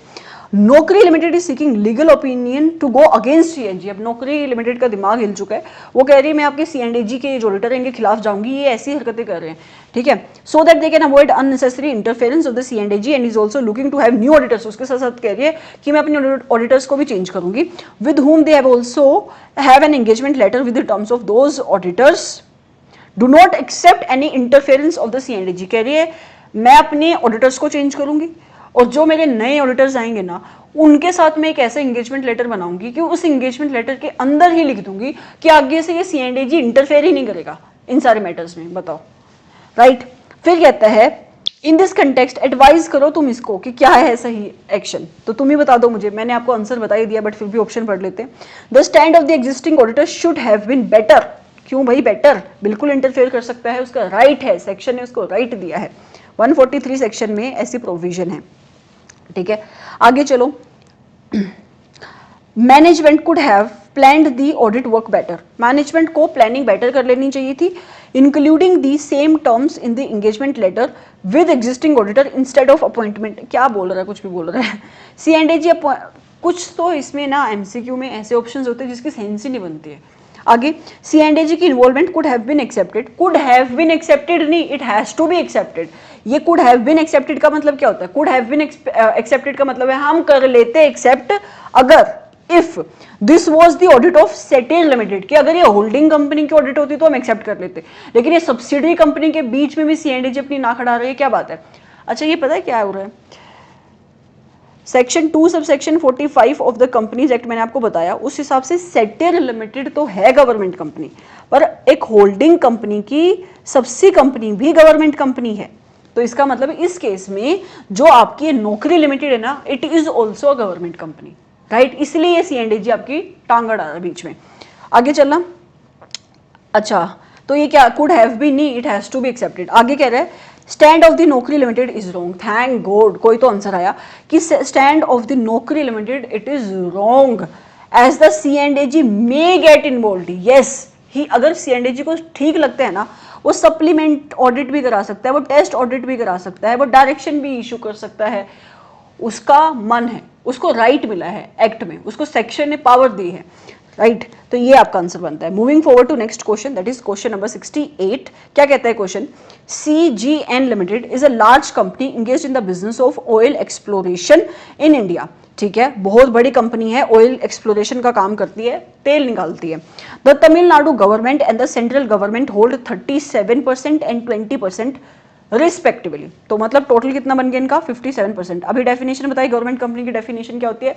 कि जिसमें सेंट्रल गवर्नमेंट खुद से 51% से ज्यादा होल्ड करे, या 50% से ज्यादा नहीं, एटलीस्ट 51% होल्ड करे, या सेंट्रल प्लस स्टेट, या स्टेट एक से ज्यादा स्टेट मिलके होल्ड करे। तो यहाँ पे 57% होल्डिंग है गवर्नमेंट की, सेंट्रल और स्टेट की मिला के। तो ये कंपनी कौन सी कंपनी होगी? आपकी गवर्नमेंट कंपनी। आगे, CNDG appointed the statutory auditor, बिल्कुल सही किया, as per the requirement of the Companies Act 2013. Yes, the company had a concern. अब कंपनी को कंसर्न है regarding the appointment because company wanted to appoint another auditor as per their assessment. Company कह रही कि मैं अपनी assessment करती ना तो मैं उसके हिसाब से अपॉइंटमेंट करती, तुमने कैसे अपॉइंटमेंट करती? However, considering the legal hassles which would have got involved, the company decided to go ahead with this. Company कह रही है चलो छोड़ दिया, आपने जो ऑडिटर अपॉइंट किया ना वही सही है। पागल कंपनी, CNDG अपॉइंट करेगा ना, गवर्नमेंट कंपनी है। आगे, the audit of the financial statement for the year ended 31 March 2021 got completed. अब जैसे तैसे ऑडिट खत्म होगी उनकी। किसने खत्म करी है? जो ऑडिटर अपॉइंट हुआ था। Subsequent to this the CNDG also issued an order to conduct the test audit. वही आगे ना बात जो मैंने ऊपर बोली थी कि टेस्ट ऑडिट भी करवा सकता है वो, which was objected bye the management of the company. अब आपकी मैनेजमेंट ने CNDG के ऑर्डर पे अपनी ऑब्जेक्शन दिखाई है, वो कह रही है कि CNDG टेस्ट ऑडिट नहीं करा सकता। The management objected saying that the complete set of financial statements have been audited by the auditors which are appointed by the CNDG and hence this order is not acceptable। वो कह रहा है भाई जो auditor CNDG ने appoint कर दिए थे, राइट, वो ऑडिटर ऑडिट करके गए हैं ना, अब ये क्या दोबारा से स्यापा शुरू हो गया तुम्हारा कि तुम कह रहे हो कि टेस्ट ऑडिट भी तुम्हें करवानी है, राइट। तो ये एक्सेप्टेबल नहीं है, क्योंकि ये तो वही बात होगी ना, तुम डुप्लीकेशन करवा रहे हो वर्क की। ये बात कौन कह रही है? आपकी मैनेजमेंट कह रही है। आगे, मोर ever Management has also written to the C&AG that for the next financial year, the existing auditors should either resign so that the management may bring in their own auditors, or the C&AG should have faith in the work of the auditors which are appointed by them. इतनी हंसी आती है ना मुझे पढ़ के in case studies को, ऐसा लगता है कहानियां लिखी हुई है बिना मतलब की। कहता है इसके साथ साथ मैनेजमेंट को गुस्सा आ गया अभी, ठीक है, मैनेजमेंट ने C&AG को एक लेटर लिख दिया है और उसने बोला कि या तो तुम अपने एग्जिस्टिंग ऑडिटर को बोलो कि चुपचाप रिजाइन करें यहां से, ताकि मैनेजमेंट अपने ऑडिटर्स लेकर आए, ठीक है, या C&AG को ये बोल दो कि जो ऑडिटर तुमने अपॉइंट करे हैं ना, उनके किए हुए काम में तुम फेथ रखो, have faith in their work. क्या बात है ये। Please suggest how to resolve this matter. बताओ, बेफालतू का टाइम वेस्ट करवाया हुआ ये बात बोल के। आपको सजेशन देनी है कि क्या C&AG टेस्ट ऑडिट करवा सकता है या नहीं करवा सकता है। बिल्कुल करवा सकता है। द मैनेजमेंट का स्टैंड करेक्ट नहीं है। C&AG may order the test audit as per the requirement of your companies act. Answer is this, बाकी चाहे ना भी पढ़ो। Okay, moving forward to next question, that is 69th question. क्या कहता है question? NOP Limited is a joint venture of central government and a private company and is engaged in the business of distribution of electricity in Chennai. NOP Limited है, मतलब it is a public company. JV है ये, किसका joint venture है? आपकी central government का और private company का। इलेक्ट्रिसिटी को डिस्ट्रीब्यूट करने का बिजनेस करती है चेन्नई में। सेंट्रल गवर्नमेंट की होल्डिंग है 51% की, ठीक है। The company is acknowledged for its consumer friendly practices. बहुत लोग इसको जानते हैं क्योंकि जो ये कंपनी काम करती है वो कंज्यूमर फ्रेंडली प्रैक्टिसेस को ये अडॉप्ट करती है। Initially it was completely owned by the government and was running into significant losses, but after the joint venture, पहले तो ये जो कंपनी थी इसको होली ओन करती थी गवर्नमेंट, लेकिन बाद में क्योंकि कंपनी को लॉसेस शुरू हो गए तो कंपनी जो जेवी में आ गई, मतलब प्राइवेट कंपनी के साथ जेवी में आ गई। The aggregate technical and commercial losses of the company showed a record decline, जिसके बाद इस कंपनी के लॉसेस थोड़े से कम हुए।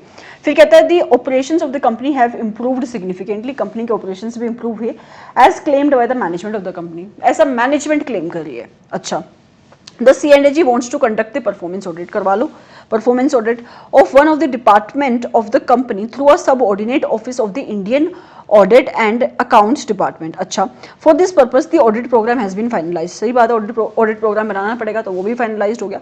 And the accountant general has intimated the company that the audit would start within a day's time। अरे इतनी जल्दी, वो भी गवर्नमेंट के ऑफिशियल्स को तुम बोल रहे हो कि हमें एक दिन के अंदर ऑडिट शुरू कर देंगे, तो ये तो क्या बोल रहे हैं, वो तो अगले जन्म तक नहीं शुरू कर पाएंगे एक दिन के अंदर।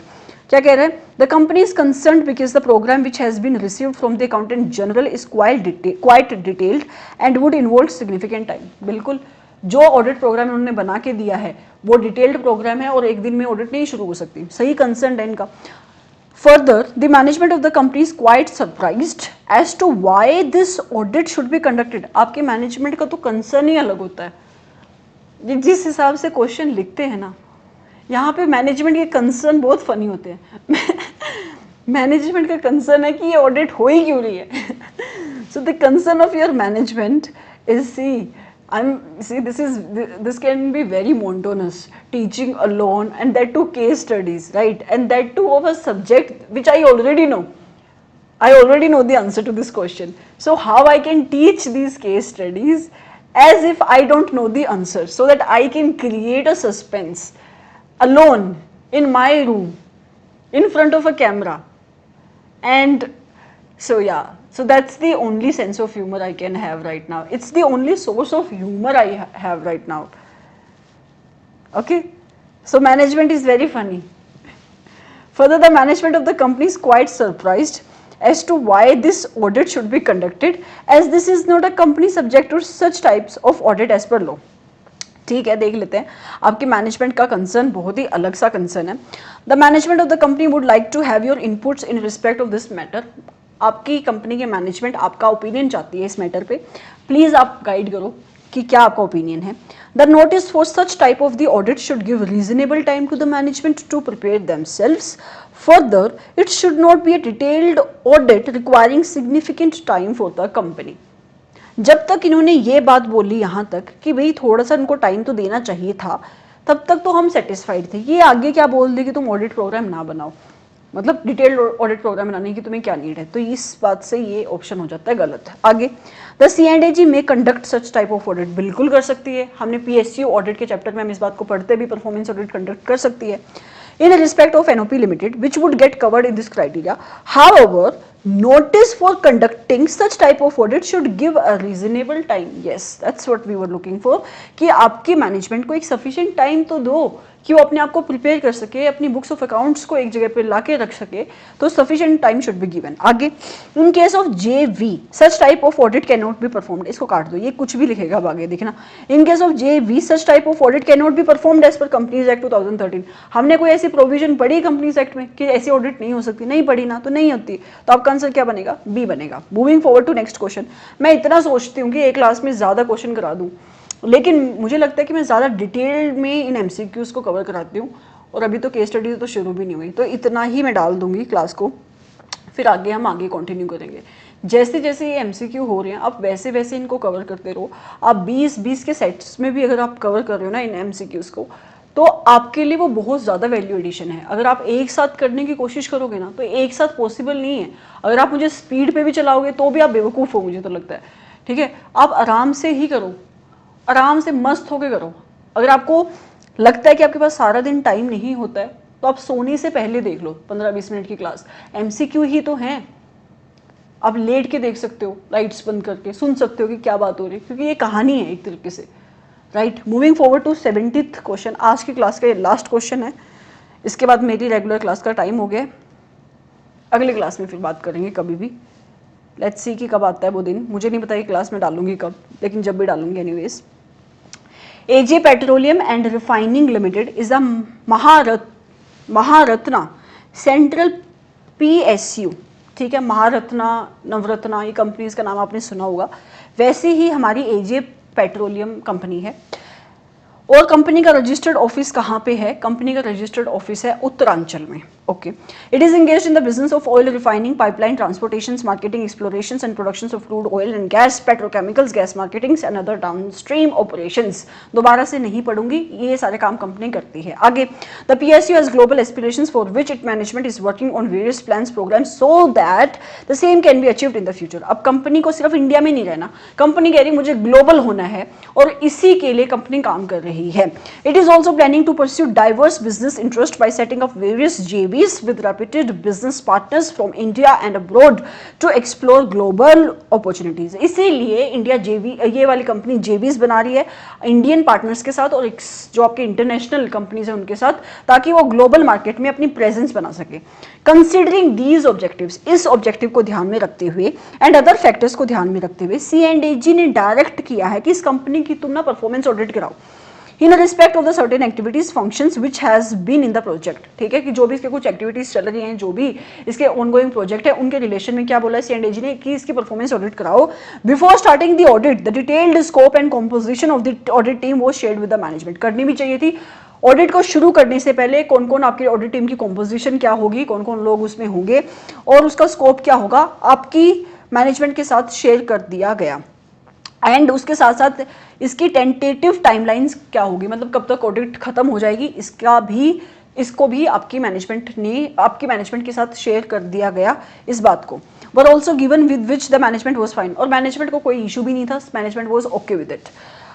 ये मैनेजमेंट समझदार मैनेजमेंट है। Okay, however during the course of audit the audit team changed its audit program. बिल्कुल कर सकती है ना, पढ़ा है हमने चैप्टर नंबर 2 में, चैप्टर नंबर 2 है ना आपके प्लानिंग और ऑडिट स्ट्रेटजी और ऑडिट प्रोग्राम वाले चैप्टर में हम पढ़ते हैं कि during the course of audit अगर आपके ऑडिटर को कुछ ऐसी सिचुएशंस मिलती हैं, कुछ ऐसे सर्कमस्टांसेस मिलते हैं जो उसको पहले नहीं पता थे, या कोई ऐसे ऑडिट एविडेंसेस की उसको आउटकम मिलती है जिसकी वजह से उसको लगता है कि मुझे अपने प्लान को चेंज करना है, तो वो प्लान चेंज कर सकता है, अपनी स्ट्रेटजी को चेंज कर सकता है। और अगर प्लान और स्ट्रेटजी चेंज होगी, प्रोग्राम तो चेंज होगा ही होगा। तो वो कह रहा है कि वो अपने प्रोग्राम को चेंज करना चाह रहा है सो दैट वो अपने डिजायर ऑब्जेक्टिव को अचीव कर सके, और जो उसकी कंपिटेंट अथॉरिटी ने भी अप्रूव कर दिया है। राइट। हाउएवर मैनेजमेंट खुश नहीं है इस बात से। मैनेजमेंट कौन होती है ऑडिटर को ये बोलने वाली? अप्रूव्ड अथॉरिटी नहीं कर दिया, मतलब जो उसकी रिस्पॉन्सिबल अथॉरिटी थी उसने अप्रूव कर दिया तो वो कर सकता है, बिल्कुल कर सकता है। आगे क्या कहता है?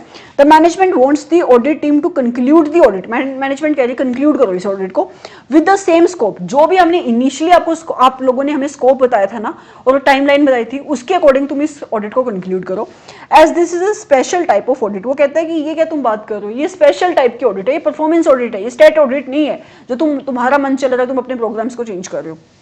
Where in such flexibility can not be accepted. कर दी ना इसने वही पागल वाली मैनेजमेंट वाली बात, वही हंसी वाली बात कि हम ऐसी फ्लेक्सिबिलिटी को एक्सेप्ट ही नहीं करेंगे, as that would defeat the purpose of the law. क्योंकि अगर तुमने ऐसा किया तो लॉ की पर्पस डिफीट होगी। आई डोंट नो कि मैनेजमेंट किस लॉ की बात कर रही है, बिल्कुल ही इनकम्पिटेंट मैनेजमेंट है आपके इंस्टीट्यूट के क्वेश्चंस में। मैं बता दूं एक बात, मैनेजमेंट इतनी नलायक मैनेजमेंट है, इंस्टीट्यूट के क्वेश्चंस जो उसने बनाए ना, मतलब बहुत ही फनी मैनेजमेंट भी है। फिर कहता है however the audit team has a different view. Obviously भाई ऑडिट टीम के जो लोग हैं वो सीए कर रहे हैं तो they will have a different view. आपको गाइड करना है। आंसर मैंने आपको बता दिया है, आप मुझे बताओ कि इसका आंसर क्या है। Number 1, changes in audit program in such type of audits are not acceptable. ये मैनेजमेंट वाली जो बात करेगा ना कि एक्सेप्ट नहीं हो सकते, उसको काटो। दूसरा, changes in audit program in such type of audits are not acceptable, फिर से काटो, क्यों नहीं एक्सेप्ट हो सकते भाई। C, changes in audit program in such types of audits can be accepted, yes, provided they are discussed with the management and approved by the competent authority। competent authority ने उसको अप्रूव कर दिया है और discuss हुआ है, approval नहीं मांगा यहाँ पे मैनेजमेंट का, राइट। फिर कहता है सी क्या करने आएगा यहाँ पे, सी क्या करने आएगा? C should get involve in this matter after taking permission from. अब देखना कितना फनी बात है, मजा, इससे थोड़ा सा फन करते हैं, रुको। क्या कह रहे हैं? C&AG should get involve in this matter. C&AG को इन्वॉल्व कर लो इस मैटर में। तुम इंस्टीट्यूट का ह्यूमर देखो, ऑप्शन बनाने के लिए क्या लिखता है, C&AG को इन्वॉल्व कर लो इस मैटर में, और सबसे पहले तो जाके परमिशन लो सेंट्रल गवर्नमेंट की, right. And would require to change the audit team if the scope requires any changes as the same should have been properly assessed by the audit team before commencing the audit।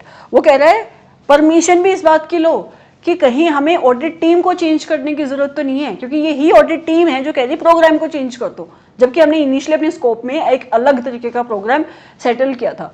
बताओ, कुछ भी कहानी लिखी हुई है, ठीक है। तो ये आपका आंसर कौन सा बनता है यार? इसमें आंसर बनता है सी। सो दिस वॉज, आगे भी करा दूं क्या यार? 65, चलो आगे अगली क्लास में करेंगे। अभी एफिशिएंसी डाउन हो जाएगी ना तो अच्छा नहीं लगेगा, आपकी भी और मेरी भी। मज़े से करनी चाहिए, अच्छे से कोई चीज़ करनी चाहिए। जहाँ पे लगता है कि चीज़ें बहुत डल हो गई है वहाँ पे छोड़ दो, गैप लो, फिर वापस आओ, ठीक है। सो 70 केस स्टडी, मैं इनको केस स्टडी ही बोलती हूँ, पता है क्यों? क्योंकि इन्हीं MCQs की एक कंसोलिडेटेड केस स्टडी भी तो बन सकती है। ऐसा नहीं कि केस स्टडी से केस स्टडी बनेगी और MCQ से सिर्फ MCQ बनेंगे। तो यहाँ तक आप कवर कर लेना। आई होप कि आपको ये क्लास अच्छी लगी है। अगर अच्छी लगी है तो लाइक करना, चैनल को सब्सक्राइब करना, कमेंट करना, और क्या कर सकते हो, इतना कर देना, it will be more than sufficient. Have a great day और नाइट, जिस भी टाइम पे आप क्लास को देख रहे हो। Bye bye.